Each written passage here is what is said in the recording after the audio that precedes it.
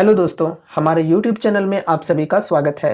तो दोस्तों, इस वीडियो में हम अपोलो माइक्रो सिस्टम्स स्टॉक को डिस्कस करने वाले हैं। आज कंपनी की Q1 रिजल्ट्स आउट हो चुकी हैं। तो फर्स्ट ऑफ ऑल हम इनके रिजल्ट्स के ऊपर डिस्कशन करने वाले हैं कि Q1 में कंपनी का परफॉर्मेंस कैसा रहा है।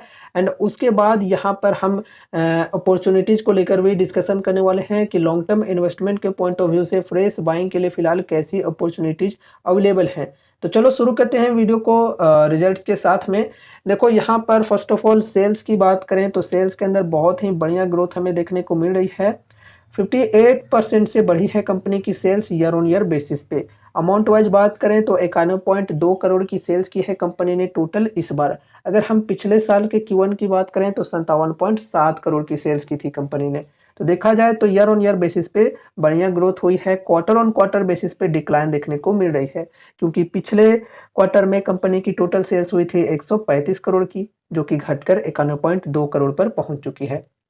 चलो आगे बढ़ते हैं, एबिट को डिस्कस करते हैं। तो एबिट के अंदर भी बढ़िया ग्रोथ देखने को मिल रही है 76% की। अमाउंट वाइज बात करें तो 22.4 करोड़ की एबिट रही है इस बार। पिछले साल के Q1 में 12.7 करोड़ की थी। तो देखो यहाँ per year on year basis पे बढ़िया ग्रोथ देखने को मिल रही है। क्वार्टर ऑन क्वार्टर बेसिस पे डिक्लाइन देखने को मिल रही है। 28.8 करोड़ से घटकर 22.4 करोड़ हो चुकी है। अगर हम नेट प्रॉफिट्स की बात करें तो यहाँ पर देखो बहुत ही बेहतरीन ग्रोथ हुई है 376% की। 8.61 करोड़ की टोटल इस बार कंपनी ने नेट प्रॉफिट्स किए हैं। अगर हम पिछले साल के Q1 की बात करें तो 1.81 करोड़ की थी। तो देखा जाए तो ईयर ऑन ईयर बेसिस पे कंपनी के नेट प्रॉफिट्स काफ़ी बढ़िया तरीके से बढ़िया परसेंटेज में बढ़े हैं। अगर हम क्वार्टर ऑन क्वार्टर बेसिस पे बात करें तो पिछले क्वार्टर में 13.1 करोड़ की नेट प्रॉफिट की थी कंपनी ने, जो कि इस बार घटकर 8.61 करोड़ हो चुकी है। तो नेट प्रॉफिट्स के अंदर ईयर ऑन ईयर बेसिस पे बढ़िया ग्रोथ देखने को मिल रही है, लेकिन क्वार्टर ऑन क्वार्टर बेसिस पे यहाँ पर भी डिक्लाइन देखने को मिल रही है। अब चलो ईपीएस को डिस्कस करते हैं। तो देखो ईपीएस के अंदर भी बढ़िया ग्रोथ देखने को मिल रही है 211% की। 0.28 की ईपीएस रही है इस बार। अगर हम पिछले साल के Q1 की बात करें तो 0.09 रुपए की थी। तो देखा जाए तो ईयर ऑन ईयर बेसिस पे बढ़िया ग्रोथ हुई है। क्वार्टर ऑन क्वार्टर बेसिस पे यहाँ पर भी डिक्लाइन देखने को मिल रही है। 0.47 रुपए से घटकर 0.28 रुपए पर आ चुकी है। तो ओवरऑल रिजल्ट्स की बात करें तो रिजल्ट्स एकदम शानदार हैं। क्वार्टर ऑन क्वार्टर बेसिस पे नहीं कह रहा हूँ, ईयर ऑन ईयर बेसिस पे कह रहा हूँ। क्वार्टर ऑन क्वार्टर बेसिस पे डिक्लाइन देखने को मिल रहे हैं, लेकिन ईयर ऑन ईयर बेसिस पे बहुत ही बढ़िया ग्रोथ हुई है कंपनी की।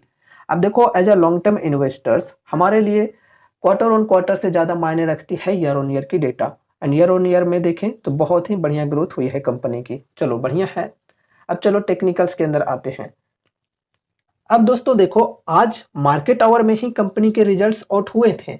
एंड रिजल्ट्स चूंकि काफ़ी बढ़िया थी, इस वजह से स्टॉक के अंदर बढ़िया तेजी भी आई थी, लेकिन फिर प्रॉफिट बुकिंग हो गई काफ़ी ज़्यादा ये रेजिस्टेंस के लेवल से, जो कि 118 के अप्रॉक्स है। तो प्रॉफिट बुकिंग हुई काफ़ी ज़्यादा, इस वजह से ओवरऑल जो गेन की परसेंटेज है ये हमें लगभग 1.5% के आसपास देखने को मिले हैं। अगर प्रॉफिट बुकिंग नहीं होती इतनी ज़्यादा तो फिर ये जो परसेंटेज है ये और भी अच्छे खासे हमें देखने को मिल जाते। ओवरऑल देखें तो गेन में ही क्लोजिंग हुई है स्टॉक की। अगर यहाँ पर हम टेक्निकल्स के अंदर देखें तो ये देखो एक ट्रेंड के साथ स्टॉक बढ़ती चली जा रही है, देख सकते हो यहाँ पर, ठीक है। एंड अगर इस ट्रेंड लाइन का ब्रेकडाउन मिल जाता है कभी भी तो स्टॉक के अंदर काफ़ी ज़्यादा गिरावट भी आ सकती है। ये तो हो गई सपोर्ट की लेवल। अगर हम रेजिस्टेंस की बात करें तो देखो ये एक रेजिस्टेंस की लेवल है, जो कि स्ट्रॉन्ग रेजिस्टेंस काम कर रही है, 118 की है। यहाँ पर आज ब्रेक भी हुई थी, लेकिन प्रॉफिट बुकिंग काफ़ी ज़्यादा हो गई, इस वजह से ऊपर में ये सस्टेन नहीं कर पाया, है ना। अभी देखो यहाँ पर हम लॉन्ग टर्म इन्वेस्टमेंट के पॉइंट ऑफ व्यू से फ्रेश बाइंग के लिए बात करें तो डिस्काउंट्स बढ़िया मिल रहे हैं। 52 एक हाई के लेवल से अगर हम करंट प्राइस जो कि 112 की है यहाँ तक की बात करें तो लगभग 30% की डिस्काउंट्स मिल रही हैं। तो अगर कोई यहाँ पर रिस्क लेना चाहते हैं तो रिस्क ले सकते हैं, डिस्काउंट बढ़िया मिल रहा है 30% का। लेकिन हाँ, बल्क में बाइंग के लिए बिल्कुल भी नहीं। फर्स्ट एसआईपी करने के लिए ये डिस्काउंट ठीक है।